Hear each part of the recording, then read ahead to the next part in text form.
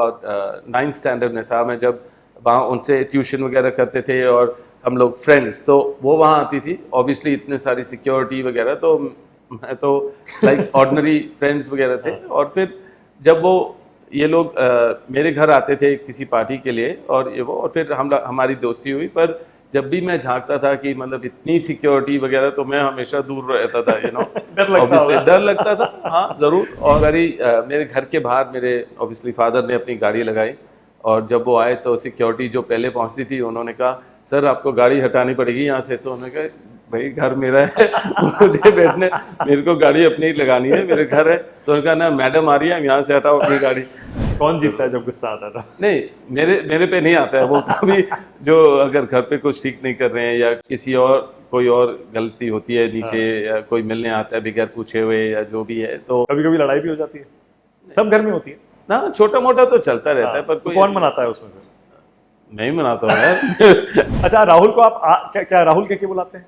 राहुल या एंड वो आपको क्या रॉबर्ट बोलते हैं या नहीं ब्रो, भाई, ब्रो वगैरह ब्रो बोलते हैं? जीजा नहीं बोलते कभी? नहीं कभी नहीं बोला जीजा जी? नहीं, क्यों जीजा कभी बोलने की तो जीजा है आप, तो जीजा नहीं बोलते? हाँ, पर मतलब वो मेरे को चैलेंज करेंगे, मैं उनको चैलेंज करूंगा, वो चलता है। ओके। हाँ। और सोनिया जी को आप क्या बुलाते हैं? काफी लोग ने बोला कि आप क्यों नहीं कदम ले रहे हो राजनीति में, तो वो कहते हैं अगर कांग्रेस पार्टी से नहीं तो हमारी तरफ से आ जाओ, जरूर हम आपको जिता देंगे। और ये भी कहा गया कि आप आ जाओगे तो आपके सारे केसेस खत्म हो जाएंगे। केसेस खत्म हो जाएंगे, कोई इश्यूज नहीं होगा। ये बीजेपी की पार्टी ने मेरे लिए काम करना बहुत मुश्किल कर दिया। देश का बेस्ट प्राइम मिनिस्टर अब तक का आप किसे मानते हैं? बीजेपी का बेस्ट प्राइम मिनिस्टर किसे मानते हैं? देश का बेस्ट चीफ मिनिस्टर आप किसे मानते हैं? कांग्रेस का बेस्ट अध्यक्ष अब तक का कौन रहा है? राहुल और प्रियंका में बेटर स्पीकर कौन है? राहुल और प्रियंका में बेटर लीडर कौन है? क्या प्रियंका गांधी को प्रधानमंत्री का चेहरा इंडिया गठबंधन का होना चाहिए? 2004 में क्या सोनिया गांधी को प्रधानमंत्री बनना चाहिए था? सबसे ज्यादा गाली इस देश में किस नेता ने खाई है? क्या प्रियंका में इंदिरा गांधी की झलक है? यूपी के दो लड़के इस बार कितनी सीटें जीतेंगे उत्तर प्रदेश में? नमस्कार, आप देख रहे हैं न्यूज़ 24। मैं हूं मानक गुप्ता। आज चाय वाला इंटरव्यू रॉबर्ट वाड्रा का। नमस्कार। How are you? कैसे? बहुत बढ़िया, बहुत बढ़िया। मैं बहुत खुश हूँ आपके चैनल पे यहाँ हूँ। बस फर्क इतना है कि शो मेरा है और चाय कॉफी आपकी है। My pleasure. अच्छा, मैं सोच रहा था कि परिचय आपका, इंट्रोडक्शन कैसे करूं? आप कैसे अपने आप को इंट्रोड्यूस करना पसंद करते हैं? मेरा हर समय में इंट्रोडक्शन बदलता रहता है। कोई बोलेगा कि फिटनेस फ्रीक, कोई बोलेगा एन एक्टिविस्ट, कोई बोलेगा charitable person, then obviously something जो मैं जिससे दूर नहीं रह सकता हूँ, वो political, obviously because of the family I belong to. फिर लोग कहेंगे उद्योगपति। अच्छा, वो लास्ट में आता है? लास्ट में आता है। सब लोग मेरे बिजनेस को भूल गए हैं कि I am a businessman. Okay. अब रॉबर्ट, आपने कई बार पब्लिकली भी कहा है कि आप पॉलिटिक्स में आना चाहते हैं, और आपसे पूछा गया 2012 से आपने ये खुल के ये बात कहनी शुरू की थी। फिर आपने ये भी कहा कि हाँ, अगर पार्टी चाहेगी, लोग चाहेंगे तो मैं चुनाव भी लड़ने को तैयार। अब तो चुनाव है, चुनाव ही चल रहे हैं, तो अभी भी क्या इच्छा वो अंदर है? हर चीज़ जो भी मैंने की है, जो मुझे सिखाया गया था, चाहे मेरे मदर टीचर भी थे स्कूल में, उन्होंने भी मेरे को सही चीज़ें सिखाई। मेरे पिताजी ने भी मेरे को सिखाया कि अपने आप काम करो और सीखो और अब कुछ बनो अपने आप।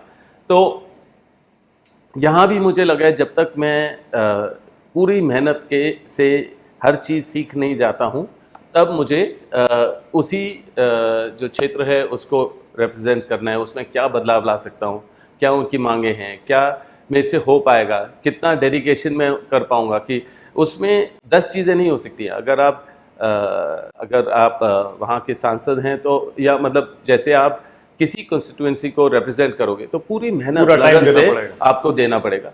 और मुझे हमेशा लगा है कि पहले प्रियंका को पार्लियामेंट में होना चाहिए, और उसके बाद मैं तैयार हूँ पार्लियामेंट में आने के लिए। और मुझे ये भी लगा कि जब से ये सरकार आई, बीजेपी की सरकार आई, या पहले सरकारें भी, उन्होंने जैसे गांधी परिवार का सदस्य होने के नाते उन्होंने ज़रूर मुझे एक सॉफ्ट टारगेट जैसे देखा, तो उन्होंने मेरे को टारगेट किया और उनको ये नहीं समझ आया कि जितना टारगेट करते रहोगे एक आदमी और शक्ति उनकी बढ़ती रहेगी मजबूत और हो जाते हैं। मजबूत हो जाएंगे और समझदार हो जाएंगे कि यार क्या हो रहा है और कैसे इनको झेलना है और क्या झेलना है और किस तरीके से आगे कदम लेने हैं।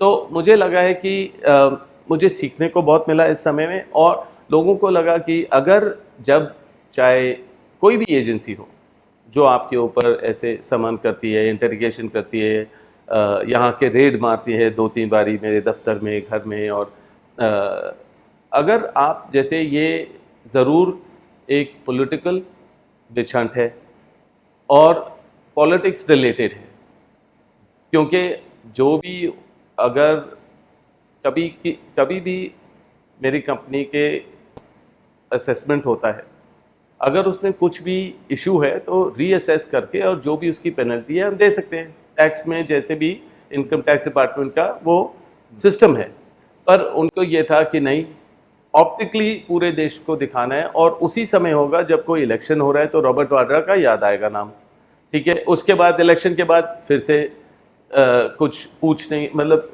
ठंडा हो जाएगा मामला इलेक्शन के बाद, ठंडा हो जाएगा और जो भी इंटेरोगेशन है उसका कोई नतीजा नहीं निकलता है, वही लूज एंड रह जाता है।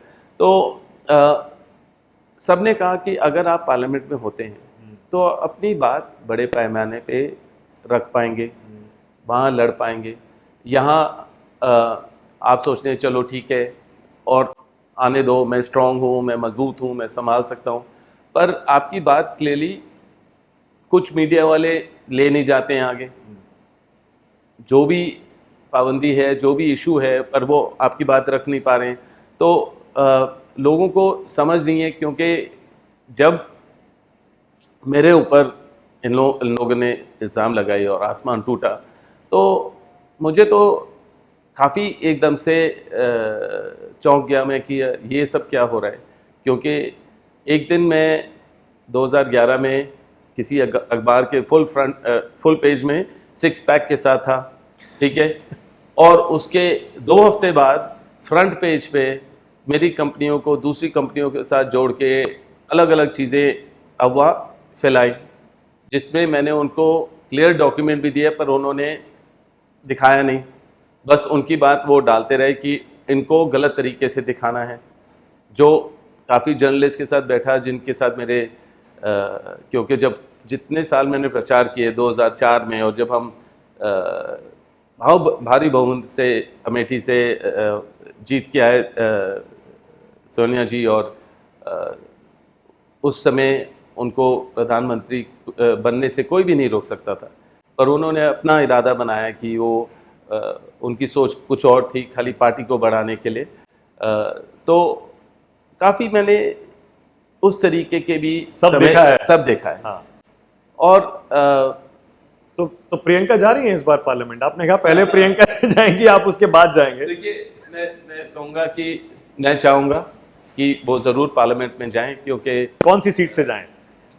अब रायबरेली खाली पड़ी है। देखिए, मैं बताऊँगा कि अगर हर रोज़ कोई ना कोई मुझे फ़ोन करता है कि तेलंगाना से आना चाहिए, कोई बोलता है कि अमेठी से आना चाहिए, और सबको बहुत खुशी होगी अगर प्रियंका वहाँ से उनको रिप्रेजेंट करे, पर प्रियंका का मन बनना चाहिए, क्योंकि पहले तो वो प्रचार करते हैं और लाखों की तादाद में लोग आते हैं उनसे मिलने के लिए, उनको देखने के लिए, उनको सुनने के लिए, पर अभी भी श्योर नहीं है वो श्योर नहीं है। तो उनको मैं कन्विंस नहीं करना चाह रहा हूँ। मैं कहता हूँ कि पर आपका मानना क्या है, उन्हें कहाँ से लड़ना चाहिए? क्योंकि बहुत सारे लोगों का ये मानना है कि उनको रायबरेली से लड़ना चाहिए, क्योंकि वो आपकी परिवार की एक विरासत है। बिल्कुल आप सही कह रहे हैं कि यूपी से लड़ेंगे तो अच्छा है, मतलब कि अमेठी, रायबरेली, वो उनके ऊपर है, उनका इरादा क्या है वो अपने आप बताएंगी। और जब आपके ऊपर आएगा तो आप कहाँ से लड़ना चाहेंगे? क्या सुल्तानपुर? सब कहेंगे मुरादाबाद, यस, क्योंकि आप वहीं से आते हैं। हाँ, सब चाहेंगे कि मैं मुरादाबाद से वहाँ से लड़ूं, और ज़रूर मैं जाता हूँ वहाँ, अपने कुछ परिवार के लोग हैं जो बचे हुए हैं वहाँ, तो मैं और जो काम है वहाँ जाता हूँ, पर इतनी मांगे हैं, और मैं कहूँगा आपको कि मांगे खाली मुरादाबाद से नहीं, बोर्ड लग जाते हैं कि गाज़ियाबाद, फिरोज़ाबाद, इधर उधर की मैं यहाँ से प्रचार कर रहा हूँ और मैं यहीं से खड़ा हूँगा, और मेरे पास फ़ोटो आते हैं तो सब लोग पूछते रहते हैं उसके बारे में। अभी ऑलरेडी हालांकि कुछ समय पहले एक मेरे पास फॉरवर्ड आया था कि स्मृति ईरानी एक तरफ है, मैं एक तरफ हूँ, और अमेठी से मैं लड़ रहा हूँ। तो मेरे को तो उसका समझ भी नहीं था, पर सबने कहा कि आप आइए और आप भारी बहुमत से हम जिताएंगे आपको। उन्होंने अच्छा, स्मृति ईरानी का और आपका बड़ा तगड़ा इक्वेशन हो गया है ना, जब से उन्होंने पार्लियामेंट में आपका फोटो दिखाया उसके बाद से, जिस पर आपने रिएक्ट भी किया था। देखिए, मैं इसीलिए लोग कह रहे हैं कि आइए अमेठी में राहुल गांधी की जगह आपको उतरना चाहिए। देखिए, वो एक महिला है, मैं उनके लिए कुछ गलत नहीं बोलूँगा, पर अगर कोई भी मेरे बारे में गलत बोलेगा तो या तो वो प्रूव करें। वो हाँ, अडानी के साथ एक फोटो दिखाया था उन्होंने आपका। तो ठीक है, मैं तो हज़ारों लोगों से मिलता हूँ, जैसे मैं पहले बताया, मैं ओबामा जी आए थे उनके साथ मिला हूँ, या मंडेला जी आए थे उनके साथ मिला हूँ, और उद्योगपति मिलते हैं, और चाहे अंबानी हो या मतलब कि हाँ, नहीं, आपने चैलेंज भी किया था कि आप प्रूव करिए। मैं ज़रूर बोलूँगा कि आप मेरे को दिखाइए कि मैंने कोई भी उनके साथ अगर कोई काम किया है, Business कोई किया। बिजनेस किया हो, वो प्रूव करिए। मतलब कि वैसे तो अमेठी वाला ऑप्शन कैसा साउंड करता है आपको, स्मृति ईरानी के अगेंस्ट? अमेठी है, या मैं चैलेंज देने के लिए तो तैयार हूँ, पर मतलब कि मैं इस चीज़ के लिए इस तरीके से राजनीति में नहीं आना चाह रहा हूँ। मैं आना चाह रहा हूँ कि एक जहां कुछ कंस्ट्रक्टिव कर सकूं। एक तो मैं गांधी परिवार का सदस्य हूं, तो मुझे इतनी बड़ी लेगेसी है, इतनी रिस्पॉन्सिबिलिटी है, हर चीज़ जो भी करूं उस लेगेसी में मैं भी शामिल हूं कि मैंने कुछ बदलाव लाया हूं, उसके लिए, उस एरिया के लिए मैंने कुछ किया है। तो इट्स नॉट मतलब किसी नाम के लिए नहीं, और कोई पोजीशन के लिए नहीं, कुछ जहां कुछ चेंज ला सके। कुछ बदलाव लाने के लिए, उन लोगों के लिए। ओके, आपने अभी हाल ही में एक इंटरव्यू में कहा भी था कि आपको कुछ एक पार्टियों से भी ऑफर आए थे बिल्कुल, कि आप हमारे तरफ आके हमारे टिकट पर लड़ लीजिए चुनाव। कि मैं ना काफ़ी प्रोग्राम्स के लिए जाता हूँ, जहाँ टॉक शोज होते हैं, जहाँ कॉन्क्लेव्स होते हैं, हाँ। Hindustan times, times of India, India today, वहाँ अबव पार्टी लाइंस बहुत लोग आते थे। मैं जैसे काफ़ी मिनिस्टर्स को अलग अलग पार्टियों से जानता हूँ, पहचानता हूँ, और मैं तो हमेशा मुझे पता है कि अगर वो नहीं आएंगे, मैं ज़रूर उनको उठ के हेलो बोलूँगा, नमस्ते बोलूँगा, तो उनको बहुत अच्छा लगता है कि यार देखो आया है मेरे से मिलने के लिए वो। और काफ़ी लोग ने बोला कि आप क्यों नहीं कदम ले रहे हो राजनीति में, तो वो कहते हैं अगर कांग्रेस पार्टी से नहीं तो हमारे तरफ से आ जाओ, ज़रूर हम आपको जिता देंगे, या ये वो। तो अच्छा, बीजेपी ने तो कभी ऑफर नहीं दिया? मजाक में ये सारा होता है। नहीं, देखिए, वहां से भी हाँ। ये है कि वॉशिंग मशीन में आपने आना है तो उसमें भी शामिल हो सकते हो, क्योंकि आया ऑफर, आया बीजेपी से?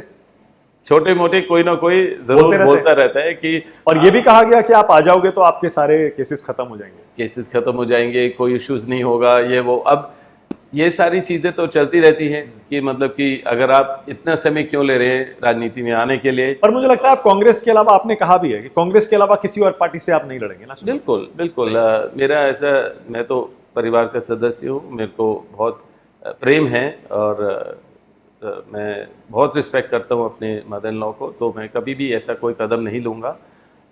तो ज़रूर, पर हाँ, आगे समय है। पहले मैं चाहूँगा कि प्रियंका आएँ, और उसके बाद मैं शामिल होऊंगा और अपनी बात रखूँगा पार्लियामेंट में, क्योंकि हर रोज़ ये लोग मेरा नाम इस्तेमाल करते हैं, या एजेंसियों का दुरुपयोग होता है मेरे खिलाफ भी। तो देखेंगे समय में, मैं अपनी बात रखूँगा पूरे पब्लिक में। क्या हाल के 10 साल जब से बीजेपी सरकार आई है, क्या आपकी जिंदगी के सबसे मुश्किल साल रहे? नहीं, क्योंकि 2000 से और 2014 तक का तो टाइम आपके लिए अच्छा रहा। आपने खुद कहा ना उतार चढ़ाव आए, तो मेरे ख्याल उतार उस समय का नहीं था, चढ़ाव था उस समय। बाद में ये उतार जो आया, आप मानेंगे मुश्किल टाइम? देखिए, मेरे मुश्किल टाइम हुए थे जब मेरे खुद के घर में काफ़ी मौत हुई, मेरी सिस्टर का, मेरे ब्रदर का और मेरे फादर का। हर 2-2 साल में ऐसे ही हुआ। बहुत ही मुश्किल समय था 2002 से लेकर 2009 तक।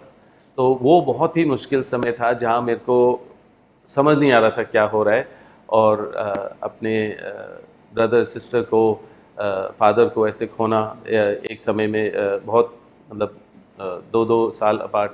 तो बहुत मुश्किल समय था। पर जैसे मैंने बोला, वो भी समय था कि सीखने वाला समय था। ये भी होता है, और चाहे आप जितने भी पावरफुल हो या आपके पास जितने भी पैसे हों या जो भी हो, उस चीज़ को आप बदल नहीं सकते हो। तो वो बहुत कीमती समय था सीखने के लिए कि अ, हर ज़िंदगी को जीना चाहिए और खुश रहना चाहिए, अपने प्यारों के साथ इकट्ठे रहना चाहिए। पर हाँ, ज़रूर वो कठिन समय था। उसके बाद मतलब मेरा खुद का परिवार है, प्रियंका और मेरे 2 बच्चे हैं, तो उनसे बहुत प्यार मिला। मुझे ज़रूर अपनी माताजी का ख्याल रखना पड़ा, क्योंकि वो बहुत बड़ा मुश्किल रहा होगा वो बहुत टाइम टूटे आपके हुए लिए, थे, बहुत मुश्किल रहा बहुत होगा। टूटी हुई थी वो, और उनका ख्याल रखना पड़ा। और मैं ज़रूर उनको अपने पास ही रखता हूँ, अपने साथ ही रखता हूँ। और पर वो भी मेरी पिलर ऑफ स्ट्रेंथ है, मैं ये बोलूँगा।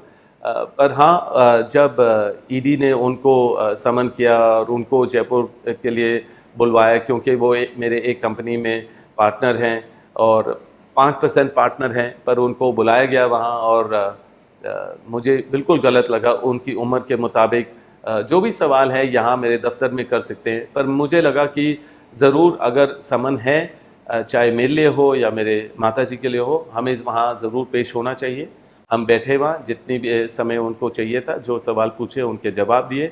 और वो भी कठिन समय था कि उनको वहाँ ले जाना पड़ा जयपुर वगैरह। पर मेरा तरीका है, मैं देखता हूँ कि अगर मैं मौत को समझ सकता हूँ तो ये सारी चीज़ें तो बहुत ही छोटी चीज़ हैं। और इस समय में मैंने जब अपने आप को विकलांग बच्चे और जो अंधे बच्चों थे उनके साथ, जब मैंने बहुत सारा समय बिताया उनके साथ मैंने मेहनत की उनके लिए। और मेरा चैरिटी वहीं से शुरू हुआ। और उन्होंने मुझे बहुत सिखाया कि उन्होंने कभी रोशनी नहीं देखी, पर वो मुस्कराते हैं, अपना खाना खाते हैं। और जब अगर मैंने अपने जन्मदिन पर केक काट के उनके थाली में रखा, उन्होंने सीधा बोला नहीं नहीं, यहाँ नहीं रखो, यहाँ रखो। तो मैं हैरान होता था कि वो अंधे हैं या क्या है, क्योंकि उनको हर चीज़ की समझ है और उनको रिस्पेक्ट बहुत चाहिए। तो क्या खाना खाने के बाद हाँ। वो अपने थाली अपने आप जाके साफ़ करते थे, अपनी ट्रेन बना के उनको अपने कमरे में जाते थे। तो मैं ज़रूर समय निकालता हूँ उनके साथ बैठने के लिए, क्योंकि फिर भी वो हंसते हैं, खुश हैं, और कुछ नहीं चाहिए उन्हें, बस आपका समय चाहिए। तो आप भी क्या उम्मीद की किरण, रोशनी कुछ देखते हैं आगे? जैसे आपने कहा ना कि वो बच्चों से आप सीख रहे हैं, जो कि बच्चों से अंधकार ये के सीखा आगे है, भी देख रहे हैं। मैं बच्चों से मैंने ये सीखा कि कभी तो ये सरकार भी पलटेगी। हमारी मुश्किलें जो है बहुत छोटी चीज़ें हैं। इनकी मुश्किलें इन्होंने कभी रोशनी नहीं देखी, पर फिर भी वो हंस रहे हैं। तो मैं जब बाहर आता था ऐसे इंस्टीट्यूट से, मैं वही सोचता था कि मेरे को किसी चीज़ की कंप्लेन करने की ज़रूरत नहीं है। मैं हर चीज़ जो आएगा समझूंगा, झेलूंगा और आगे बढ़ूंगा। और यही किया मैंने। 15 बारी मैं ईडी के दफ्तर पहुंचा हूं और 10 से 12 घंटा उनके पास बैठा हूं, और इतने मतलब सवाल के जवाब दिए जिसमें कोई भी समझ नहीं है कौन लिख रहा है। सिर्फ परेशान करने के लिए किया गया। परेशान, और अलग अलग तरीके थे परेशान करने के। क्या मतलब जैसे कि 1 घंटा मेरे को अपने दफ्तर में खाली बिठाया। ऑब्वियसली फ़ोन नहीं होता है आपके पास, कुछ पढ़ने के लिए नहीं होता है, और फिर एकदम से आके 6 फाइलें रख दी, मिल गया मिल गया मिल गया। और फिर माइंड गेम्स हैं, और फिर वही सवाल दोबारा पूछना, और कोई तीसरा आदमी कुछ पूछेगा। अगर मैं किसी को नमस्ते बोलता हूँ, वो जवाब ही नहीं देते हैं उसका। तो ऐसे जो ऑफिसर आए तो मैंने फिर से उनको नमस्ते बोला। जब तक उन्होंने जवाब नहीं दिया मैं उनको नमस्ते बोलता। कितनी बार बोलना पड़ा? 3 बारी तो बोला, फिर उन्होंने नमस्ते का जवाब दे दिया। तो मैंने कहा ठीक है, चलो दोस्ती शुरू हो गई। मतलब आपको ईडी की वहाँ हिरासत से मतलब पूछताछ में आपको डर नहीं लगा बिल्कुल? पहले ज़रूर 1-2 दिन जो चले थे, मैं 15 दिन गया ना, तो 2-3 दिन मेरे को थोड़ा लगा कि जैसे 6 से 7 ऑफिसर सामने खड़े हुए हैं, और एक आदमी सवाल पूछता है, दूसरा आदमी कुछ और पूछ रहा है, चौथा आदमी कुछ और पूछेगा, और फिर ना कुछ पानी चाय वाय कुछ भी नहीं होता है वहाँ, बस आपसे पूछते रहते हैं सवाल। और थोड़ा सा 2-3 दिन लगा कि ये क्यों मेरे साथ हो रहा है और नहीं, ये गलत हो रहा है। आपको ये डर नहीं लगा कि वैसे ही ईडी के पास बहुत पावर्स हैं, वहां बेल मिलना कितना मुश्किल होता है, तो आपको डर नहीं? और क्योंकि आपके जो भी वकील वगैरह होते हैं वो आपके साथ नहीं अंदर जाते, हाँ, वो अकेले जाना होता है। अकेले होते हैं और उनको फ़ोन आते रहते हैं और वो फ़ोन के जवाब वो फ़ोन देते हैं, हाँ हाँ आ गए, अच्छा बैठ गए, अच्छा अभी नहीं मैं अभी ये सवाल पूछूंगा उनसे, नहीं ज़रूर पूछूंगा उनसे। तो मतलब ये आपको लगता है ऊपर से फोन आ रहे हैं? मुझे 100%। अच्छा, और ऊपर से मतलब कितनी ऊपर से? जब अगर जिस दिन मैंने जल्दी ख़त्म करने की कोशिश की क्योंकि मेरी तबीयत कुछ ठीक नहीं थी, तो वो कुछ जवाब नहीं दे पाए उसके बारे में, तो मैंने कहा आप फ़ोन में ला लीजिए, उनसे मैं ही बात कर लेता हूं, जो आपसे हमेशा फ़ोन करके बोलते रहते हैं ना, तो मैं उनसे ही पूछ लेता हूं कि आज मैं थोड़ा 6 घंटे बाद 7 घंटे बाद निकल जाऊं या मेरे को 12 घंटे बिठाओगे आप। तो उस तरीके से मैं समझ रहा था कि वहाँ जो डायनामिक था वो था कि मतलब कि परेशान करने का, परेशान क्लियरली परेशान करने का, क्योंकि बेबुनियाद थे जो भी थे वहाँ इल्ज़ाम या जो भी पूछ रहे आपको थे। उम्मीद है कि आखिरकार आपको न्याय मिलेगा कोर्ट ज़रूर से? ज़रूर, मैं कोर्ट में जुडिशरी में बिलीव करता हूँ और मैं उम्मीद करता हूँ कि ट्रूथ विल प्रिवेल। मैंने इसीलिए कहा ना, अंधकार के आगे आपको रोशनी दिखाई देती है ना, और आपको क्या ये भी उम्मीद है कि ये सरकार कभी जाएगी और हमारी सरकार भी आएगी, सरकार भी बदलेगी? जैसे मैंने कहा झेलने की क्षमता है, समझ है कि मतलब कि क्या हो रहा है, और कभी मुझे कोई ऐसे फ़ायदा नहीं मिला कांग्रेस पार्टी जब जब वो पावर में थे कि मुझे लगे कि अब वो नहीं है तो मैं अपना काम नहीं कर पा रहा हूँ। ज़रूर इस पार्टी ने, बीजेपी की पार्टी ने मेरे लिए काम करना बहुत मुश्किल कर दिया, बहुत मुश्किल, क्योंकि इतना डरा दिया है कि जो भी मेरे साथ काम करते थे उनके ऊपर केसेस हो गए, उनको परेशान किया। तो मुझे समझना पड़ा कि इनकी गलती नहीं है, इन कंपनियों की गलती नहीं है, गलती है कि उनके ऊपर परेशानी ज़्यादा प्रेशर आ रहा है। प्रेशर आ रहा है, इसलिए वो काम नहीं कर पा रहे हैं। पर जैसे आप 2-3 बारी दोहरा रहे हैं कि रोशनी हाँ, अंत में आएगी, मैं कभी उसके लिए वेट नहीं करता हूँ, अभी भी रोशनी है, ओके। अभी भी खुश हूँ। अगर कोई आदमी 6 घंटे सो सकता है, 8 घंटे सो सकता है पूरी नींद से, हाँ। तो सबसे बेस्ट चीज़ वही है, क्योंकि बाकी अगर जो ऊपर नीचे होगा वो तो चलता रहेगा, पर अगर आपको अपनी नींद आती है और फिर उसके बाद आप सो सकते हो आराम से और हेल्थी रहते हो, वो सबसे ज़रूरी है, और आपके बच्चे अगर ठीक है वही सबसे बेस्ट है। आजकल सीबीआई ईडी का इतना वो बना हुआ है ना, सारे विपक्षी दल कहते हैं कि ये तो सीबीआई ईडी भेजकर और सिर्फ विपक्षियों को परेशान करते हैं, उनको जेल में डालते हैं। वाकई उनका दुरुपयोग इस लेवल पर हो रहा है कि जबरदस्ती विपक्षियों को उठा उठा कर जेल में डाला जा रहा जहाँ भी इलेक्शन होगा वहाँ जो भी उम्मीदवार होंगे उनके ऊपर जो भी कोई पुराने केस होंगे या उनके परिवार के ऊपर, वो ईडी और अलग एजेंसियां उसी समय टूट पड़ेंगी और इतना परेशान करेंगी कि वो ना तो प्रचार कर पाएँ, ना तो परेशानी में ही मतलब कि घुल मिल जाएंगे कि है। क्यों किया जा रहा है ये आपके हिसाब से? क्योंकि उनका तरीका है, बीजेपी का तरीका है कि प्रचार करने का, और 2 महीने पहले 3 महीने पहले कि जो भी उम्मीदवार है उनके ऊपर टूट पड़ो, उनको तोड़ो, चुनाव जीतने के लिए? जीतने के लिए ज़रूर उनका तो तरीका। लग रहा है आपको चुनाव जीत रही है बीजेपी? वो तो 370 कह रहे हैं हमारी आएंगी और 400 एनडीए पार हो जाएगा। देखिए ये सब जो है लोगों को समझना पड़ेगा, पर अगर लोग सोचते हैं कि अच्छा हो रहा है देश भर में तो जीतेंगे वो। पर हमारा अनुभव लोगों से कुछ और है। जो लोग जो आजकल भेदभाव का इशू चल रहा है, जो बेरोज़गारी के इश्यूज है या महिला की सुरक्षा है और अलग अलग चीज़ें हैं, जैसे मैंने बोला कि अगर बोलता रहूँगा तो हमें किताब लिखनी पड़ेगी, पर हमारा इंटरेक्शन लोगों के साथ बहुत होता है, मेरे दफ्तर के बाहर, घर के बाहर, जहाँ भी मैं जाता हूँ, और लोग कहते हैं ये जो सिचुएशन ने डरा के रखा हुआ है लोगों को कि 21,000 से लोग 21,000 से ज़्यादा उद्योगपति जो छोड़ के चले गए देश, क्योंकि उनको लग रहा है कि अगर कोई टैक्स इशू आता है तो अपना पेनल्टी देकर आगे बढ़ो, पर यहाँ तो ये है कि ईडी का छापा हो जाएगा या कुछ ऐसे हो जाएगा।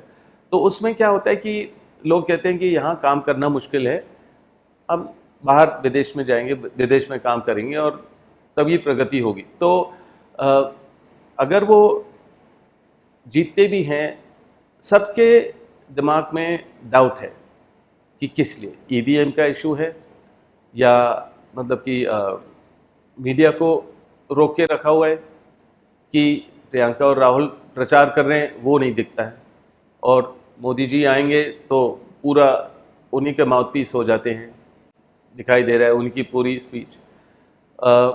जहाँ रोड शो अलाउड नहीं है वो रोड शो करते हैं कि नहीं, वो तो बस यहाँ से यहाँ तक अपना नॉमिनेशन करने जा रहे हैं, पर पूरा रोड शो चल रहा है ये वो। तो ईसी के इलेक्शन कमिश्नर के ऊपर भी डाउट होता है कि ये सारे जो हमारे इंस्टीट्यूट्स हैं जो ढंग से अनबायस्ड चलने चाहिए वो तरीके नहीं हैं, लेवल प्लेइंग फील्ड नहीं है। लेवल प्लेइंग फील्ड नहीं है, जो भी आपके दर्शक समझ पाएँ। पर ये है कि लोग परेशान हैं, पर जो ऑप्टिक्स हैं, जो दिखावा है, आपका स्टॉक मार्केट क्लाइंब हो जाएगा, अडानी के शेयर बढ़ते जा रहे हैं तो शेयर तो सबके बढ़ रहे हैं नहीं, पर अडानी के शेयर बढ़ते ही जा रहे हैं। तो जो भी है, हिंडनबर्ग के बाद तो सारे क्रैश कर गए थे बेचारे, अभी तक उस लेवल पे नहीं पहुंच पाए। मैं कहूँगा कि तो ऑप्टिक्स वाइज सब देखते हैं कि इंडिया शाइनिंग वगैरह हो रहा है, पर आप देखेंगे जो गांव में लोग हैं परेशान हैं, और नॉर्थ ईस्ट में जो सिचुएशन है, जो आप देखेंगे कि जो हमारे बॉर्डर्स का सिचुएशन है अरुणाचल में और अलग अलग एरियाज़ में, उस पर कोई फोकस नहीं है, कोई ध्यान नहीं है। पर आगे क्या होगा, लोगों को डर है कि कॉन्स्टिट्यूशन कैसे रहेगा कि अगर ये लोग वापस आते हैं। पर मुझे ये पता है कि चाहे जो भी हो जाए, राहुल और प्रियंका और सोनिया जी बिल्कुल खड़े रहेंगे, निडर हैं और डटे रहेंगे और मेहनत करेंगे लोगों के लिए, लोगों की बात को बुनियाद रखेंगे, मतलब कि आगे ले जाएंगे उनके किसानों के इशू या जो भी इश्यूज आएंगे, ये लोग पार्लियामेंट में बात करेंगे। चाहे आप उनको बोलेंगे कि पार्लियामेंट से हटना पड़ेगा या जो भी तरीका ये लोग अपनाएंगे, वो निडर है, वो लड़ते रहेंगे। और समय तो आएगा ज़रूर, बदलाव का समय आएगा और ज़रूर चेंज आएगा। उस समय फिर देखेंगे, कोई देखिए हम बहुत मैच्योर और एक्सपीरियंस हैं कि यार कोई धमकी वमकी नहीं दे रहे, पर ज़रूर जो भी इस समय हुआ है सबको समझ है उसके बारे में, तो ज़रूर बदलाव के समय, हमारे समय में पूरी कार्रवाई होगी हर चीज़ की और समझदारी से होगी, और जो ठीक है वो ठीक है, जो गलत है वो ज़रूर उनको भुगतना पड़ेगा। आपको लगता है कि एसपीजी सिक्योरिटी हटाना परिवार से, फिर आपके बारे में ये कहना कि इनको एयरपोर्ट्स पर सिक्योरिटी चेक से एग्जेम्पशन क्यों मिला है, ये सब सिर्फ आपको टारगेट करने के लिए और बदनाम करने के लिए गांधी फैमिली को, ये सारे के सारे इश्यूज रेस किए गए अननेसेसरी थे ये मुद्दे? बिल्कुल, जो भी अगर मेरी गाड़ी भी अगर टक्कर हो जाती है रोड पे और मैं गाड़ी के अंदर भी नहीं हूँ, पर मैं पढ़ता हूँ कि मैं गाड़ी चला के मैंने रैश ड्राइविंग करके टक्कर मारी, तो ऐसी चीज़ों को मुझे झेलना पड़ता है। पर ये कब हुआ है हिस्टोरिकली अगर आप देखेंगे, अगर मेरा नाम लेकर रखेंगे, रैश ड्राइविंग में उन्होंने गाड़ी ऐसे चलाई, ये है वो है। और अगर कोई जर्नलिस्ट जिससे मैं मिलना नहीं चाह रहा हूँ मेरे घर से मेरे दफ्तर तक आ रहा है और वो मतलब ओवरटेक करने की कोशिश कर रहा है और मैं थोड़ा फास्ट चला लेता हूँ, तो वो भी आ जाता है कि देखो कि उनको रोका गया, मुझे रोका गया क्योंकि मैं ओवरटेक कर रहा था, पर बेसिकली वो जर्नलिस्ट था। पर ऐसा दिखा कि मैं सोचता हूँ कि रोड मेरी है तो ये इस तरीके का, मुझे इस तरीके का दिखाने की कोशिश की कि मैंने अपने परिवार के पोजीशन को यूज़ किया। अपने आप को मैं सोचता हूँ कि मैं अनटचेबल हूँ, और ज़रूर क्योंकि हम लोग पूरे परिवार के पास एसपीजी की कवर थी, तो मेरे पास नहीं थी, मेरे पास तो दिल्ली पुलिस था। पर जब भी हम लोग इकट्ठे निकलते थे तो एसपीजी को लगा कि आपको अलग रास्ते से नहीं ले जा सकते, आप हमारे कवर में ही रहेंगे।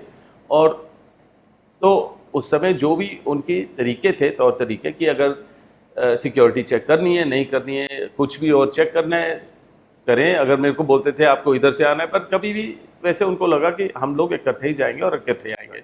तो उसके वजह से उनको लगा कि वाई इज इट एग्जेम्प्टेड, इनको अलग से जाना चाहिए, जो कुछ ऐसे मतलब परिवार से अलग जाना चाहिए। हाँ, पर तो हर चीज़ का हर छोटी चीज़ का मुद्दा बनाना, और सो ऐसी चीज़ें। फिर मुझे ज़रूर लगता है कि जब, और मेरे बच्चों को भी, कि जब प्रियंका प्रचार करती है तो हमें उनकी सुरक्षा का हमेशा ख्याल होता है और डर लगता है, क्योंकि एसपीजी का होना बहुत सही था, उनका तौर तरीके अच्छे थे। अभी जो भी सिक्योरिटी दी गई है हम मैनेज कर रहे हैं, और वो आपको मतलब उचित इनफ नहीं लगती है? वो आपको बिल्कुल कम लगती है? बिल्कुल ज़रूर। और जब हमें घर से हटाया गया, और अब मुझे पता चल रहा है कि मायावती को तीसरा ऑफिस बनाने दिया जा रहा है 35 लोधी स्टेट में, और पूरा घर को तोड़ा जा रहा है। कभी भी मैंने सुना नहीं है कि गवर्नमेंट हाउस को तोड़ के कुछ भी बना सकते हैं। अगर वहाँ छोटा सा भी नलका बदलते हो तो आपको पूछना पड़ता है, परमिशन लेना पड़ता है। पर आज तो तौर तरीके टोटल बदल गए कि वो हमें बस बताया गया, क्योंकि हम उस घर पे रहते थे, कि वो घर तोड़ा जा रहा है और मायावती के लिए एक तीसरा ऑफिस बन रहा है वहाँ। और अगर आप उसी एरिया से आप निकलेंगे तो आप देखेंगे मायावती का जो बिल्कुल कोने में घर है। कभी मैं सोच नहीं सकता हूँ कि म्यूनिसिपल कॉरपोरेशन उनको ऐसे अलाउ क्यों कर रहे हैं, कि उन्होंने पेवमेंट अब्जॉर्ब कर दिया है, ऑलमोस्ट रोड पे आ गए हैं, कि अपना घर इतना इलाज कर दिया है। और हैरान होता हूँ कि उस एरिया में कि क्या हो रहा है। पर एनीवे वो एरिया ये था कि थोड़ा सिक्योर था, और किसी पब्लिक को इशू नहीं होती है कि हमारे सिक्योरिटी की वजह से कि गाड़ियाँ कितनी उनकी लग रही हैं, उनकी गाड़ियाँ कहाँ लगी हुई हैं, और कितने आदमी घूम रहे हैं। पर अभी क्या होता है, थोड़ा मुश्किल है, दूसरों के लिए मुश्किल है, तो हम लोग उस मुश्किल को की वजह से उनको हटा देते हैं, जो हमारे सिक्योरिटी के ठीक नहीं है। मतलब प्रियंका के मेरे लिए सिक्योरिटी के लिए ठीक नहीं है। पर मेरे ख्याल से जिन्होंने भी ये ऑर्डर दिया कि उनको घर से हटना चाहिए, उनको पता था कि इन छोटी छोटी परेशानियों में इनको घुमा के रखो, कि जब वो मेन इश्यूज को फोकस ना कर पाए, कि वो अपने प्रचार में थोड़ा सोचें कि सिक्योरिटी के बारे में, थोड़ा सा घर बार इतना सिक्योर ना हो, उसके बारे में थोड़ा सोचें। और अगली बार अगर मैंने कुछ भी खरीदा तो मेरे ऊपर सीधा केस डाल देंगे। तो इनके तौर तरीके इस लेवल तक भी जा सकते हैं। तो हम लोग हर रोज कुछ ना कुछ झेलते हैं। जो आपको लगता है राहुल गांधी के साथ भी जानबूझकर इस सरकार में अन्याय हो रहा है? चाहे वो नेशनल हेराल्ड का केस हो, या जो मोदी नाम में उनको सजा हुई, फिर उनकी सांसदी चली गई, आपको लगता है वो सब जानबूझकर किया गया परेशान करने के लिए? बिल्कुल, क्योंकि देखिए यही परिवार है जो लोगों के हित में बात करती है, जिन्होंने अपने प्यारों को खोया और लोगों के लिए, और वो खुद हमेशा निकल पड़ते हैं कि जहाँ भी किसानों की इशू है, या अगर यूपी में किसी ने किसी मिनिस्टर के बेटे ने गाड़ी चला दी किसानों पर, तो प्रियंका वहाँ पहुँची थी और उनको अरेस्ट कर दिया गया था। तो रात भर वहाँ रहे, और अलग अलग गांव में से निकल के वो, मतलब कि जो परिवार थे उनसे मिलने गए थे। पर यही परिवार है जो लोगों की जो इश्यूज़ हैं, जो लोगों की आवाज़ है उसको बुलंद करती है, बात करती है, हमेशा मेहनत करती है उनके लिए। तो लोगों को भी उम्मीद है इसी परिवार से, जो बदलाव चाहिए, जो आएगा वो इन्हीं के द्वारा आएगा। तो ज़रूर इस सरकार को पता है, और राहुल को पार्लियामेंट में परेशान करते हैं, हमें बाहर पार्लियामेंट के बाहर परेशान करते हैं। पर ये सदियों से चला आ रहा है और हमने झेला है और देखा है, तो हम आदत हो गई है, हाँ आदत हो गई और हम अब फर्क नहीं पड़ता है। फर्क नहीं पड़ता, हम आगे बढ़ते हैं और लोगों से मिलते हैं और मेहनत से काम करेंगे लोगों के लिए और बाहर निकलेंगे, प्रचार करेंगे और उनकी बात आगे करेंगे। ओके, प्रियंका गांधी को आप एक राजनीतिज्ञ पॉलिटिशियन के तौर पर कैसे देखते हैं, कैसे रेट करते हैं? हालांकि वो यूपी में फेल हो गई, पर हिमाचल और कर्नाटक में जहां उन्होंने खूब कैंपेन किया वहां पार्टी जीत गई, पर अभी तक इलेक्शन वो लड़ी नहीं है अपने दम पर। मुझे लगा है कि अगर उनको फ्री हैंड मिलता है ना तो वो ज्यादा अच्छा करते हैं। काफ़ी कामयाब होती है ओके, कि जब वो अपने तरीके से आगे निकलती हैं और अपनी सोच से आगे निकलती हैं। मतलब कि पर कुछ पाबंदियाँ होती हैं कि पार्टी के अंदर तो होता ही है। पार्टी के अंदर होते हैं और अब गठबंधन है, उनके द्वारा कहाँ प्रचार करना है, कौन से उनके कैंडिडेट कौन हैं। तो ज़रूर मुझे लगता है कि चाहे वो कहीं फेल होंगे पर ज़रूर वो मेहनत से वहीं वापस जाएंगे, समझेंगे उसमें फेल क्यों हुए, या जहाँ जीत हुई वहाँ भी जाएंगे, उन लोगों से मिलेंगे कि आगे उसमें प्रगति क्या हो सकती है। तो ज़रूर मैं उनको बोलूँगा बहुत मेहनती हैं, जो वो सोचती हैं अपने मन लगन से काम करेंगी, ध्यान देंगी वहाँ।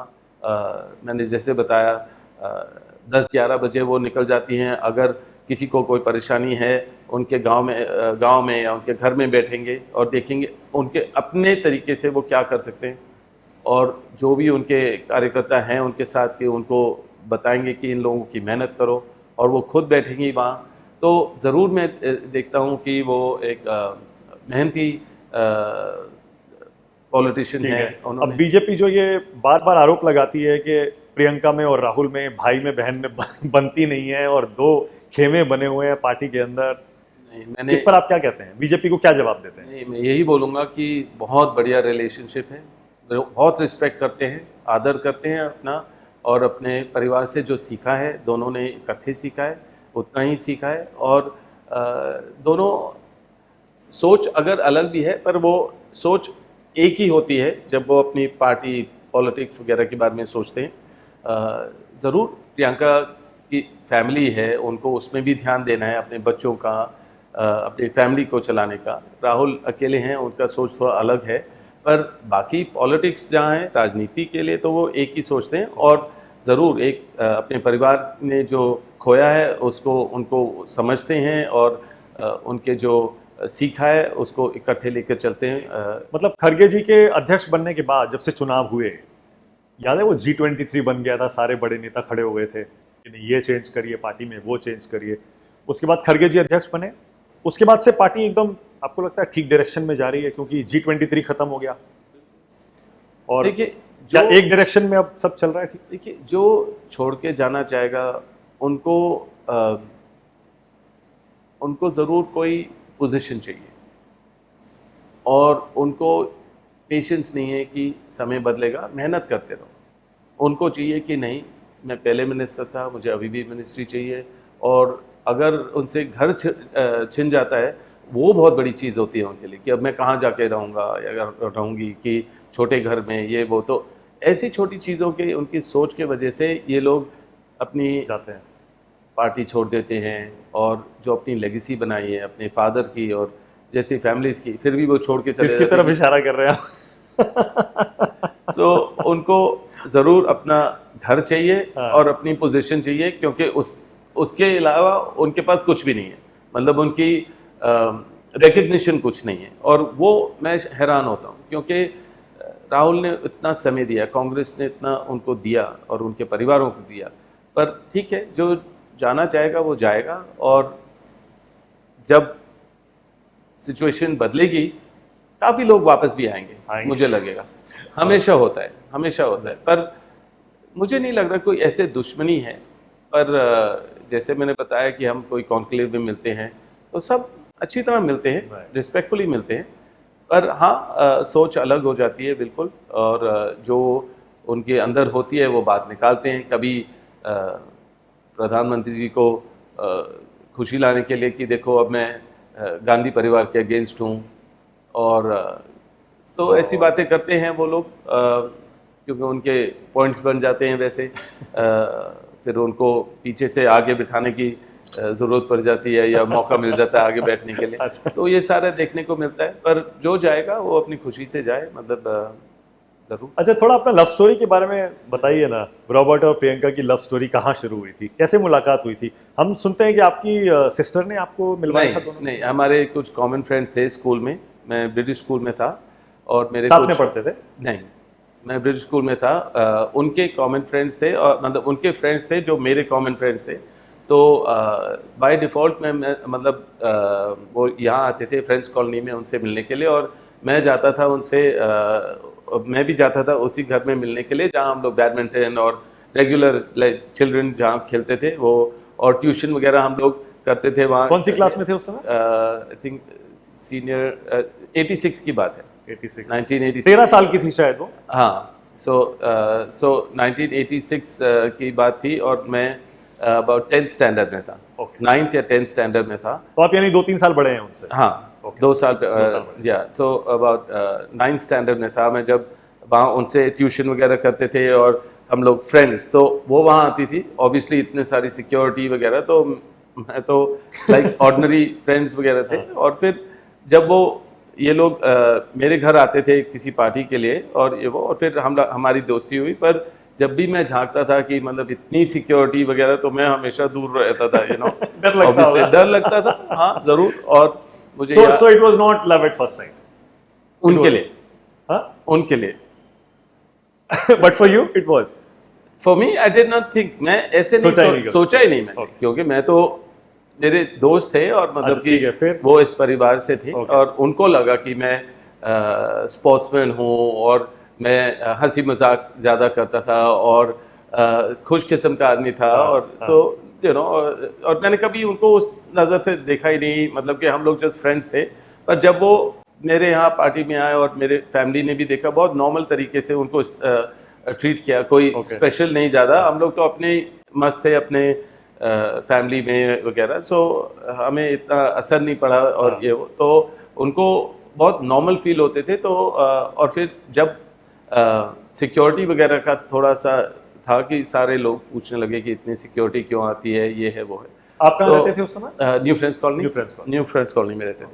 तो तब से दोस्ती बढ़ती रही, और फिर आई थिंक 91 में जब राजी जी की मृत्यु हुई, तब मतलब कि दोस्ती और बढ़ गई थी, क्योंकि फिर हम लोग ज़्यादा बात करते थे, और मैं उनको थोड़ा हौसला दिलाता था। तो हमारी दोस्ती उस टाइम बढ़ी थी, और तब पहचान ज़्यादा बढ़ गई। पर ज़रूर मैं थोड़ा घबराता था कि जो सिक्योरिटी इतनी ज़्यादा आ रही है, और उसको कभी भी मैं ये नहीं समझ सकता वो था। प्रियंका गांधी थी, तो डर लगना तो लाजमी था। हाँ, तो Obviously. एग्जैक्टली, पर ये था कि मैं कभी इस सिचुएशन को संभाल नहीं पाऊंगा। और उन्होंने मेरे को भरोसा दिलाया कि सब ठीक होगा, ये वो। पर ऑब्वियसली क्या होता था तो कि आपने प्रपोज कर दिया, तब उन्होंने कहा कि नहीं, मतलब वो फिर भी दोस्ती थी खाली। अच्छा, और हाँ, और क्योंकि वो 2-3 खाली जगह जाते थे, ज़्यादा उनको अलाउ नहीं था मेरे घर, और जो कॉमन फ्रेंड्स थे। और मैं, मेरे ख्याल से मैं कंप्यूटर सीख रहा था एक जगह पे, जहाँ उनकी एक और कॉमन फ्रेंड थी। तो हमारा ग्रुप थोड़ा बड़ा था, इसलिए कॉमन हो गया था। और हम लोग समझते थे कि वो पब्लिक में नहीं जा सकते थे। Right. और एक बारी मेरे घर के बाहर मेरे ऑब्वियसली फादर ने अपनी गाड़ी लगाई, और जब वो आए तो सिक्योरिटी जो पहले पहुंचती थी, उन्होंने कहा सर आपको गाड़ी हटानी पड़ेगी यहाँ से। तो उन्होंने कहा भाई घर मेरा है मुझे बैठने, मेरे को गाड़ी अपनी ही लगानी है, मेरे घर है। तो उन्होंने कहा ना मैडम आ रही है, हम यहाँ से हटाओ अपनी गाड़ी। तो फिर ऑब्वियसली फादर को समझाना पड़ा, फादर से भी मेरे को माफ़ी मांगनी पड़ी, या जो भी है। पर ऐसे बहुत सारे इंसिडेंट्स होते थे जिससे मतलब कि हमें थोड़ा अपना चेंज करना पड़ा, अंडरस्टैंडिंग रखना पड़ा। पर या फिर सोनिया जी से मैं मिला, और फिर प्रपोज करने से पहले या उसके बाद? नहीं, 91 में तो जब मैं उनके घर गया, क्योंकि राजेश जी की मौत हो गई थी, तब मैं उस टाइम मैं सोनिया जी और राहुल से तो पहले मिलता था मैं अपने वही कॉमन फ्रेंड्स के साथ।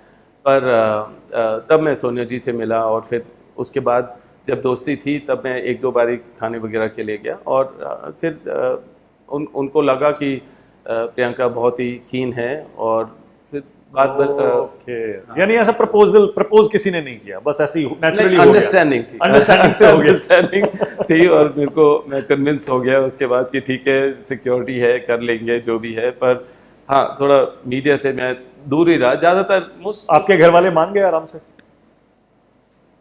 उन्होंने बोला कि आपको अपनी जिंदगी बदलनी पड़ेगी, उनको नहीं, आपको आपको बदलनी पड़ेगी। हाँ आपको अपनी जिंदगी बदलनी पड़ेगी, आप सोच लो हाँ। कि आपको बदलनी पड़ेगी। तो समझाया उन्होंने मुझे कि आप कहाँ जा रहे हो, क्या रिस्पॉन्सिबिलिटी है। तो धीरे धीरे हमने इकट्ठे स्ट्रॉन्ग एक कपल होकर समझा और देखा कि क्या कर सकते हैं क्या नहीं कर सकते हैं, क्या क्योंकि मेरे ख्याल से हम न्यू फ्रेंड्स कॉलोनी में 6 महीने शादी के बाद रहे और वो बहुत मुश्किल था कि आगे जो नेबर्स के लिए और आगे पीछे बहुत सारे सिक्योरिटी की वजह से, सिक्योरिटी और इंटरेस्टेड लोग बहुत आ रहे थे वहाँ बाहर, हम लोग संभाल नहीं पा रहे थे और हमने कुछ बदलना नहीं था वहाँ। तो फिर उसके बाद आप मूव कर गए वहाँ से? हाँ वहाँ से मूव किया हमने और हमने मैंने अपनी जगह ली सैनिक फार्म में।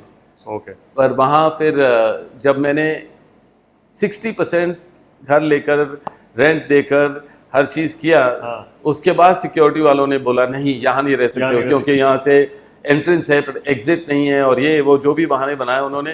पर इतना मेहनत करने के बाद और बनाने के बाद और अपना डिपॉजिट पैसे वगैरह करने के बाद हमें बोला यहाँ से अब आपको कहीं और रहना पड़ेगा।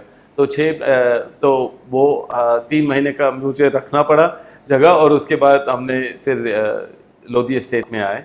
तो हाँ वहाँ काफ़ी टाइम रहे आप? 23 ईयर्स। हाँ 23 ईयर्स और इट वाज जहाँ हमारे children were born there and आप उनको पी बुलाते हैं? पी? हाँ पी बोलते हैं? नहीं जैसे आपने ट्विटर पर आप अक्सर लिखते हैं पी। हाँ क्योंकि जो नहीं पहचानते उनको कि मैं उनके बारे में बोल रहा हूँ एक्सपोज नहीं करता हूँ। अच्छा, हाइपोथेटिकली अगर अच्छा, कोई भी शायद घर में भी ऐसे प्यार से पी बुलाते हैं? नहीं पी प्रियंका पी, हाँ डिपेंड्स ऑन मूड क्या है उसमें। अच्छा उनका मूड खराब नहीं हो सकता, हमने उनको आज तक खराब मूड में नहीं देखा। नहीं खुश रहती है। कभी कभी गुस्सा आता होगा? हाँ जरूर गुस्सा तो आता है। कौन जीतता है जब गुस्सा आता था? नहीं मेरे पे नहीं आता है वो कभी। जो अगर घर पे कुछ ठीक नहीं कर रहे हैं या किसी और कोई और गलती होती है नीचे या कोई मिलने आता है बगैर पूछे हुए या जो भी है, तो कभी कभी लड़ाई भी हो जाती है। सब घर में होती है ना, छोटा मोटा तो चलता रहता है। पर तो कौन मनाता है उसमें? नहीं मनाता हूँ यार डर लगता है मनाना पड़ता है। अच्छा, राहुल को आप क्या राहुल के बुलाते हैं? राहुल या एंड वो आपको क्या रॉबर्ट बोलते हैं या? नहीं ब्रो भाई ये वो ब्रो वगैरह ब्रो बोलते हैं? जीजा नहीं बोलते कभी? नहीं कभी नहीं बोला जीजा जी? नहीं क्यों जीजा कभी बोलने की तो जीजा है आप, तो जीजा नहीं बोलते? हाँ पर मतलब ब्रो भाई जैसे ट्रीट करते हैं। मेरा रिश्ता भाई जैसे है उनके साथ, बहुत जीजा साला वाला नहीं है? नहीं बहुत क्लोज है हम लोग तो। मतलब स्पोर्ट्स से हर चीज़ इकट्ठे करते थे और जब भी समय मिलता है करते हैं। मतलब सेम जिम जाते हैं, सेम स्पोर्ट्स करते हैं, सेम अगर ट्रैवल कर रहे हैं तो स्पोर्ट्स रिलेटेड कुछ ना कुछ करते रहेंगे। वो मेरे को चैलेंज करेंगे, मैं उनको चैलेंज करूँगा, वो चलता है। ओके। हाँ। और सोनिया जी को आप क्या बुलाते हैं? माँ। आप अपनी माँ का जिक्र कर रहे थे। हाँ जी। वो स्कॉटिश ओरिजिन की है? हाँ इंग्लिश स्कॉटिश ओरिजिन की है। ओके। तो उनकी मुलाकात पिताजी से कैसे हुई थी? वो उनके फादर रेलवेज में होते थे, बहुत मतलब रेलवेज में थे और उसके बाद उनकी स्टेशन मुरादाबाद में था। जहाँ उनकी मुलाकात वहीं हुई क्लब वगैरह में। वही जो उनका जो बैडमिंटन वगैरह जैसे क्लब होते थे उस समय में। सो वहाँ उनकी रिक्रिएशन क्लब में मिले और वहाँ उनकी बात बन गई। तो यही है, उनका परिवार बहुत बड़ा था और उसके बाद काफ़ी उनके सिस्टर्स ऑस्ट्रेलिया, इंग्लैंड और सब जगह फैल गए। पर वो रहें वापस 2-3 सिस्टर्स यहीं रहे जिनकी इंडियंस के साथ शादी हुई। ओके। मॉरीन नाम है उनका? हाँ मॉरीन। ओके। तो अभी आपके साथ ही रहती हैं? हाँ। अभी तो इंडियन हो गई होंगी पूरी तरह से? बिल्कुल। हिंदी बोलती हैं? हाँ बहुत बढ़िया। पूरा बढ़िया हिंदी पूरा हिंदी बोलती है, अच्छी बोलती है। ओके। आपने मेरे इस शो के रैपिड फायर राउंड के बारे में सुना होगा। हाँ जी। ओके। आप तैयार हैं इसके लिए? ओके बताइए। इसमें कुछ गूगली भी आएंगी, लेकिन आप स्पोर्ट्स में बहुत अच्छे हैं तो मैं मानता हूं कि आप तो आप गूगली को अच्छे से फेस करेंगे। Sure. Okay, Robert Vadra, rapid fire round. पहला सवाल, देश का बेस्ट प्राइम मिनिस्टर अब तक का आप किसे मानते हैं? इंदिरा जी। ओके, बीजेपी का बेस्ट प्राइम मिनिस्टर किसे मानते हैं? हालांकि दो ही हुए हैं। पास। देश का बेस्ट चीफ मिनिस्टर आप किसे मानते हैं? बघेल जी। बघेल जी। कांग्रेस का बेस्ट अध्यक्ष अब तक का कौन रहा है? सोनिया जी। ओह, मुझे लगा आप इस पर थोड़ा सोचेंगे। Very good. राहुल और प्रियंका में बेटर स्पीकर कौन है? प्रियंका। प्रियंका। इस देश में सबसे अच्छा भाषण देने वाला नेता कौन है? हर रोज कोई नया आता है, मुझे लगता है जब भी आप देखो हर रोज कोई अगर पीछे भी चले जाएं तो सबसे अच्छा भाषण आपको किसका लगता है? बहुत अच्छे अच्छे बोलने वाले पैदा हुए इस देश में नेता। मुझे लगा है, बहुत गर्व है कि प्रियंका ने बहुत अच्छे अच्छे स्पीचेस दी। Okay, alright. राहुल और प्रियंका में बेटर लीडर कौन है? Rahul. Rahul is better leader. Rahul. Rahul और प्रियंका में ज्यादा फिट कौन है? राहुल। रॉबर्ट और राहुल में ज्यादा फिट कौन है? मी। That was quick. क्या प्रियंका गांधी को प्रधानमंत्री का चेहरा इंडिया गठबंधन का होना चाहिए? नहीं, अभी नहीं। अभी नहीं। राहुल गांधी को होना चाहिए? अभी बिल्कुल। नहीं। राहुल गांधी को बनना चाहिए? बिल्कुल, उनकी भी समझ यही है, उनको भी लगता है कि होना चाहिए राहुल को। उनकी मेहनत बहुत है, उनकी समझ बहुत है, और कांग्रेस और गांधी परिवार का के नाम से लोग ज़रूर उनको प्यार करते हैं। क्या राहुल गांधी प्रधानमंत्री बन सकते हैं? ज़रूर। अच्छे प्रधानमंत्री साबित हो सकते हैं? बहुत बढ़िया, बहुत साफ, स्पष्ट, बहुत ईमानदार। ओके। देश का सबसे मेहनती नेता आप किसे मानते हैं? देखिए, राहुल ही बोलूँगा मैं, क्योंकि भारत जोड़ो जो उन्होंने किया बहुत मुश्किल है। मैं उनके साथ काफ़ी रहा और मैंने देखा कि हर रोज़ उठना, हर रोज़। बीजेपी तो कहती है मोदी जी 365 दिन काम करते हैं, 6 घंटा भी नहीं सोते हैं। ओके। 2004 में क्या सोनिया गांधी को प्रधानमंत्री बनना चाहिए था? ज़रूर। क्या गांधी परिवार के साथ पिछले 10 साल में अन्याय हुआ है? बिल्कुल, ज़रूर। सबसे ज्यादा गाली इस देश में किस नेता ने खाई है? उस पर ध्यान नहीं दे सकता। आजकल तो नेहरू जी हैं। राहुल की भी बड़ी ट्रोलिंग होती है, बीजेपी कहती है मोदी जी से ज्यादा गाली किसी ने नहीं खाई है। क्या प्रियंका में इंदिरा गांधी की झलक है? बिल्कुल है। आपको शुरू से लगता है? बिल्कुल, ज़रूर है। हाँ। क्या प्रियंका को रायबरेली से लड़ना चाहिए? ज़रूर। क्या प्रियंका को पहले राजनीति में आ जाना चाहिए था? देर कर दी? बिल्कुल। आपको भी लगता है ऐसा? नहीं, देर नहीं कर दी, मतलब, पर हाँ, आना चाहिए था। यूपी के दो लड़के इस बार कितनी सीटें जीतेंगे उत्तर प्रदेश में? राहुल और अखिलेश। इंडिया गठबंधन बना है ना? हाँ, पर मैं बोल नहीं सकता हूँ, पर मैं उम्मीद करता हूँ पहले से ज़्यादा। ओके, पहले से ज्यादा। ओके। और इंडिया गठबंधन की इस बार कितनी सीटें आएंगी? क्योंकि आपने इंडिया अलायंस पर ट्वीट किया था जब बना था, ये बहुत अच्छी शुरुआत है और अब तगड़ा मुकाबला होगा। सब लोगों के ऊपर है, अगर वो उनको समझेंगे और कोई बीजेपी के गवर्नमेंट उनके ऊपर कोई इशू नहीं करेगी, जैसे सारे अभी जो सब कुछ फ्रीज कर दिया उनके अकाउंट्स वगैरह, ऐसी चीज़ें होनी नहीं चाहिए।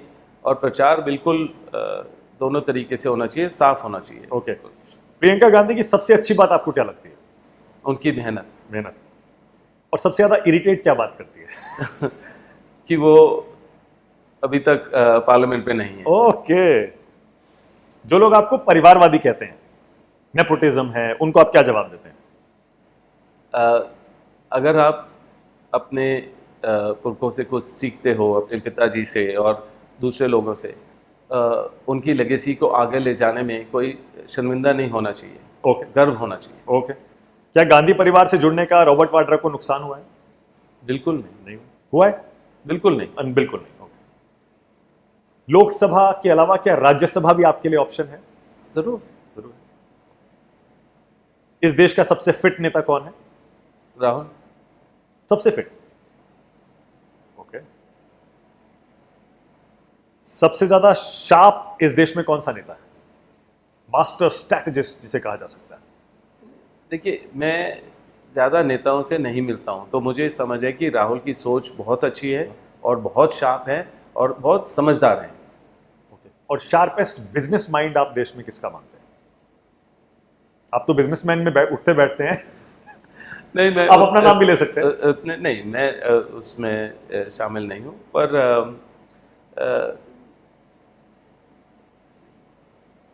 पास कर सकते हैं अगर डिफिकल्ट है तो।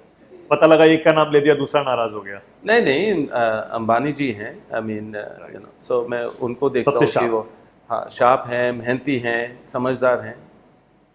अब मैं कुछ नाम लूंगा और आपके जहन में जो पहला शब्द आता है आपको वो बताना है। Robert Vadra. Fitness. Fitness. Yes. Okay. Narendra Modi. Optics. Optics. Amit Shah. Optics. Optics. Smriti Irani. False accusation. False accusation. Arvind Kejriwal. और मैं ये इसलिए पूछ रहा हूं क्योंकि अरविंद केजरीवाल ने सबसे पहले आप पर आरोप लगाए थे, पर अब अलायंस की मजबूरियां भी हैं। वो बात नहीं, पर हार्ड वर्किंग। ओके। हाँ, hard working. Hard working. Okay. उनको जो जेल में डाला गया उस पर आपकी कोई राय है? मेरी राय थी, जब मैं अभी गुरुद्वारे गया था, तो मेरी राय ये थी कि उनको जब समन किया गया था, उनको 9 बारी समन करने की ज़रूरत नहीं थी, ज़रूरत नहीं पड़नी चाहिए थी। वो जाना चाहिए था। जब उनको बुलाया गया था, उनको चाहे दुरुपयोग हो रहा हो, पर कोर्ट को या किसी को भी आप मौका मत दीजिए और समय से पहुंचिए। Okay. Rahul Gandhi.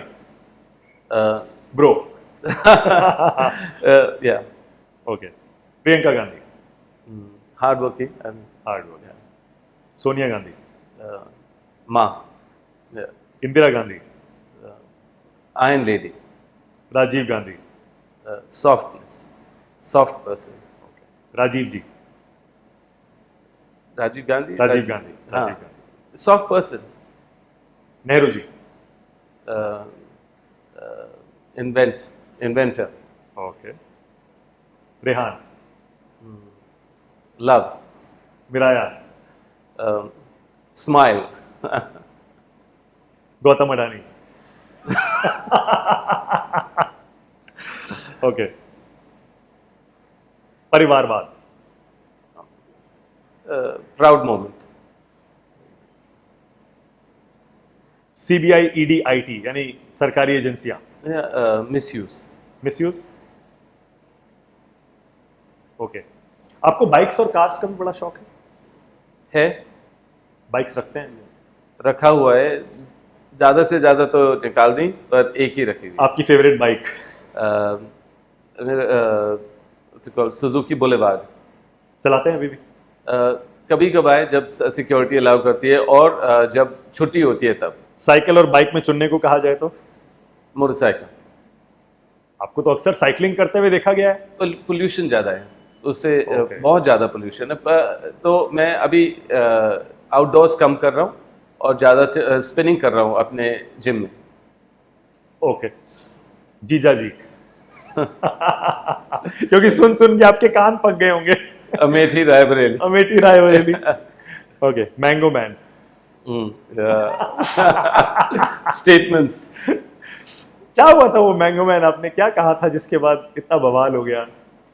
Mango man in banana Republic आपने कुछ कहा था, क्या था वो एपिसोड?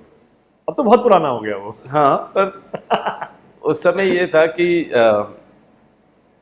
आप मेरे बारे में बहुत सारे गलत इल्ज़ाम लगा रहे थे। राइट। और वो अपने जो भी प्रचार में एक A4 साइज लेकर ऐसे मिल गया, पर कभी कुछ दिखाया नहीं, ना प्रूव किया। Okay. So उस टाइम मैंने बोला कि these mango men in this banana republic. Okay. Yeah.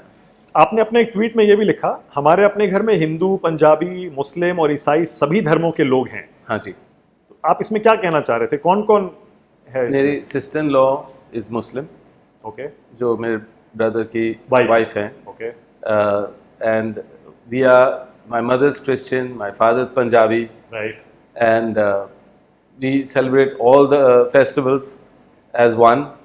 आप भी फॉलो करते हैं religion? After so many deaths, I think क्या हो रहा है कि आप स्पिरिचुअलिटी की तरफ ज्यादा हैं, बिल्कुल स्पिरिचुअलिटी, हाँ। इसीलिए मैंने देखा ट्विटर पे आपके, आप सब धर्मों आई एम अ के फ्री बिलीवर, उसको फ्री बिलीवर बोलते हैं। तो बुद्धिज्म है, जहाँ भी है मैं बस आई जहाँ शांति मिले। शांति मिले, रिस्पेक्ट मिले, वहाँ बैठ के आराम से समझने समय निकालता हूँ और वहाँ से आशीर्वाद लेता हूँ। ओके रॉबर्ट वाड्रा, मुझे बहुत मजा आया आपके साथ ये बातचीत करने में। Thank इस you. चाय वाला इंटरव्यू के लिए बहुत बहुत शुक्रिया। Thank you so much, thank you.